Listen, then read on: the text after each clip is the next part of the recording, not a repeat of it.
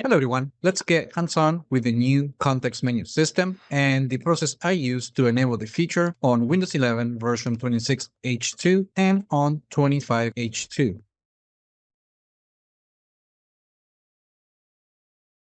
Okay, Microsoft is officially testing a new redesigned version of the context menu that is faster and fully customizable through the Settings app. Here is a quick look at the new design, and at first glance, it doesn't look a lot different than the one that we had before. Microsoft has kept the overall Windows 11 design, but there are some immediate changes. The first one you will notice is a new customized menu option at the bottom. Instead of forcing users to jump straight into the all context menu to find additional commands, the new design is making customization a first-class part of the experience. There is also a new app extensions submenu, which is particularly interesting because it gives third-party applications their own space. If you ever install an app that adds several commands to the context menu, you know how quickly things can get cluttered. Microsoft's solution is essentially let the apps have their own commands without letting them take over the main menu and make the actual experience slower. And that's a much cleaner approach. And don't worry, if you're not ready to give up the all context menu, you can still access the legacy menu using the Shift plus right click keyboard shortcut to jump directly to the legacy menu.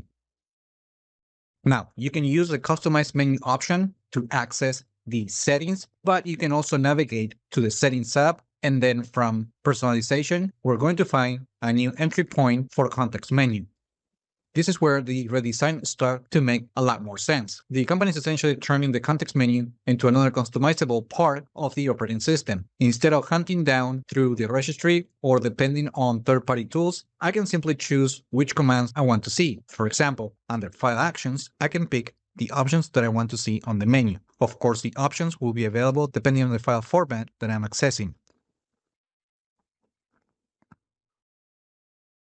You can see all the commands right here. Now, the send to command, it's new in the modern design, but we had that option in the legacy version. The same is true for the print option. Now, if we click on app extensions, this setting could end up being one of my favorite changes. I can disable the extensions entry point altogether if I want the cleanest possible context menu. So let's say if I turn all this off, but I leave that one on, and then if I turn this off, you can see that now on the context menu, the app extensions will not be available. Now, it is not possible to customize which items you have inside of the submenu on app extensions. However, you can individually pick the options that you want to see in the main menu from the different apps that you have installed on your computer. For example, we can turn on Paint. And then in this case, because I'm working with an image file, we're going to see the Edit with Paint option right here at the bottom of the list. You can also turn all the available options off, and then you're not going to see any options on the menu. Now, if we go at the bottom of the page, Microsoft is also giving users more control over the primary commands. Under additional options, you can use this setting to show the main commands such as cut, copy, rename, share, and delete directly into the menu instead of tucking them into a compact command area. As you can see, we have all the commands right here on a listing view, but if we turn this off, we get the original design to show the most common commands.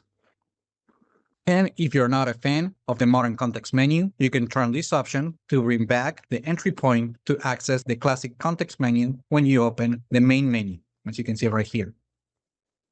There is even a setting to place the Properties option at the bottom of the menu in the same way that it was available on Windows 10. Microsoft is also grouping the OneDrive commands into its own submenu, as you can see right here. But if you prefer to have all the options available in the main menu, you can turn this off. And that is everything that you can do today with the new customizable context menu. Now, this new experience is available through the experimental channel for Windows 11 version 26H2 with the release of build 26340.9012. Now, after I install the preview on my computer, I actually didn't find the changes. So I decided to use the Byte tool to enable it. So the first thing I did was to download the Byte tool that corresponds to my hardware.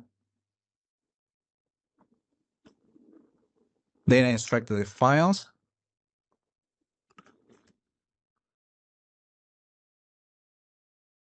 And I placed a folder in the row C to make it easier to access it from command prompt. And then using command prompt elevated, I used this command, and then I restarted the computer, and then I was able to access the new context menu. And this is not only true for version 26H2. Since 25H2 and 26H2 share the same core system, eventually all the same features will be available for version 25H2. What was interesting to me was that I tried the same byte tool command on version 25H2 using the latest preview of the next cumulative update for Windows 11 version 25H2, and I was able to enable the same customizable context menu. So as you can see right here, I'm running build 26200, 9267, and when I right click on the desktop, I have access to the new context menu design.